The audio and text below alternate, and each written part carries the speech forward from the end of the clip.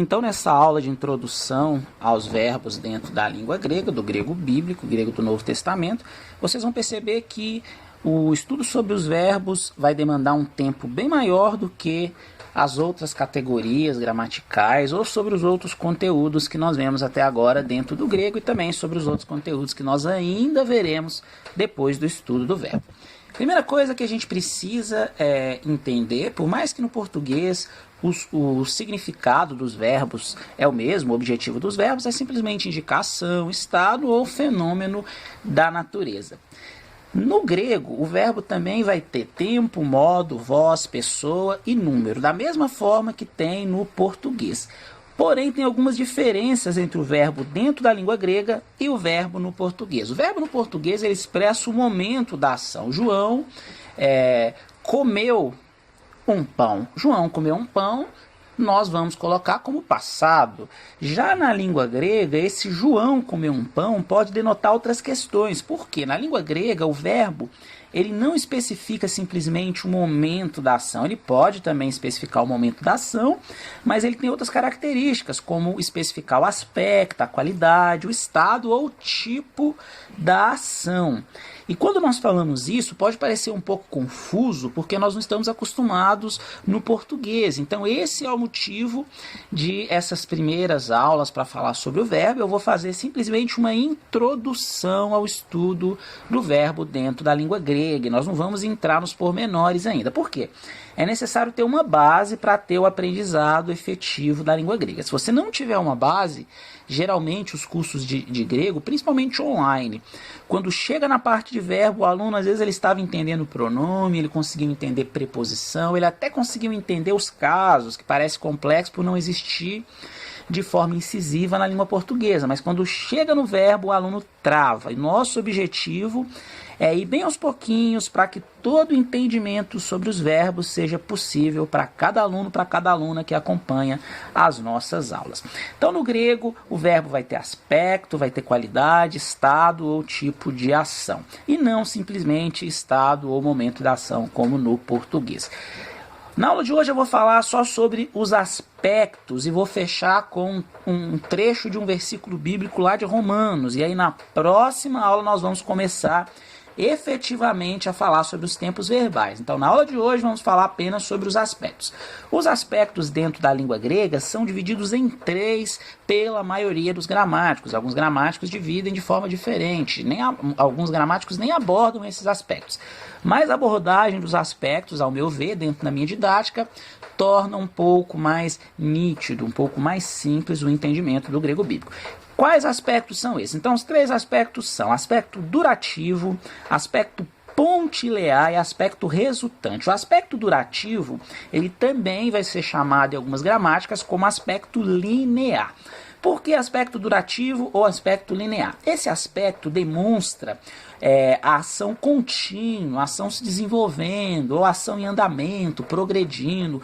Por isso que chama durativo. Linear porque é como se você imaginasse uma linha onde aquela ação ela está ocorrendo, ela está se desenvolvendo, ela tem uma continuidade. Por isso que também é chamado de aspecto linear ao invés de aspecto durativo.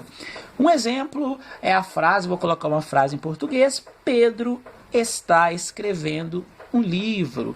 Esse está escrevendo um livro é uma ação durativa.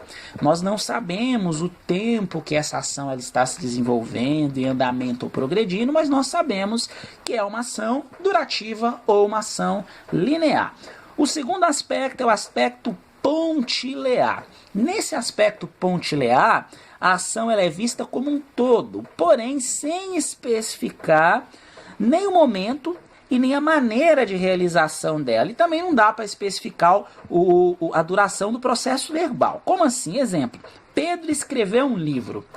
Eu sei que Pedro escreveu um livro. A maioria das vezes vai ser uma ação concluída ou uma ação acabada. Nós vamos falar muito sobre o tempo verbal, ou alguns não gostam de chamar de tempo verbal, chamam de aspecto verbal, aoristo, onde nós vamos verificar muito esse aspecto pontilear, uma ação acabada, uma ação concluída. Então, como não é possível verificar a duração do processo verbal, eu sei que essa ação ela provavelmente ela ocorreu. Exemplo, Pedro escreveu um livro. Esse livro foi escrito, mas quando que ele foi escrito? Eu não consigo localizar de forma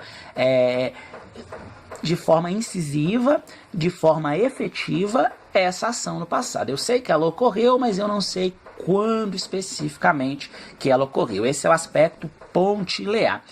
Por último, mas não menos importante, nós temos o aspecto chamado de aspecto resultante. Esse aspecto resultante, quando nós formos falar sobre o tempo, o aspecto verbal perfeito, nós vamos nos lembrar desse termo, aspecto resultante. O que é esse aspecto resultante? É quando expressa o resultado de uma ação verbal que precedeu, ou seja, algo foi feito e devido àquela ação teve um determinado resultado. A frase em português que eu vou trazer como exemplo é: no livro de Pedro está escrito que Paulo morreu. Ou seja, Pedro escreveu um livro e tem uma ação resultante. Qual a ação resultante? Aquilo que foi registrado, que Paulo morreu. Isso vai ter consequências futuras que pessoas irão ler aquela ação de Pedro, irão interpretar aquela ação de Pedro, que vai ficar continuamente surtindo alguns efeitos. É bem em cima desse aspecto resultante que eu queria fechar nossa aula com o texto que está lá em Romanos, capítulo 5, versículo 5.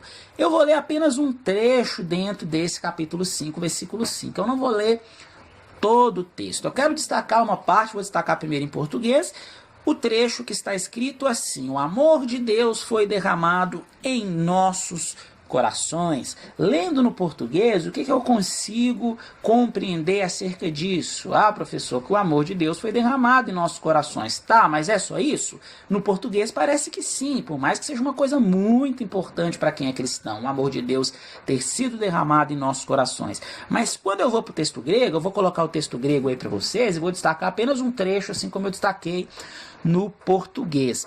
O trecho que eu queria destacar é esse trecho que eu vou fazer a leitura na língua grega. Hot, re ágape e não ágape, como muitos leem por causa do acento aqui.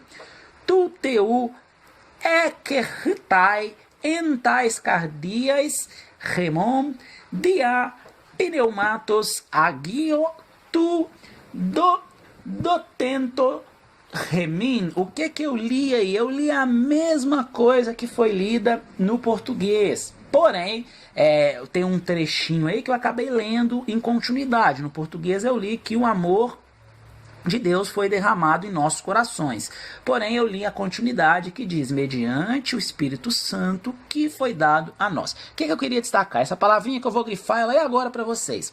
Que é a palavra ekertai. Ekertai significa foi derramado. Reparem que o capa, a letrinha capa, a consoante capa, ela está se repetindo, ela está dobrando. Essa dobra é um dos indicativos que essa palavra está no tempo verbal perfeito. E o que o tempo verbal perfeito ele significa? O tempo verbal perfeito é o tempo que indica o processo de uma ação, porém, ao mesmo tempo, a existência real dos seus resultados. Como assim, professor? Então, ela expressa o estado atual, que é resultado de algo que aconteceu no passado. Então, o amor de Deus foi derramado em nossos corações e ele continua ali. Esse é o tempo perfeito. Observem que no português jamais nós vamos conseguir ter esse entendimento. Eu posso até tentar interpretar, mas com a condição gramatical que nós temos no português, o texto não quer dizer isso. Mas no grego ele quer dizer que o amor de Deus foi derramado em nossos corações e ele continua ali, trazendo vários resultados. Na próxima aula nós vamos abordar então os tempos verbais no grego ou os aspectos verbais no grego. Aguardo vocês!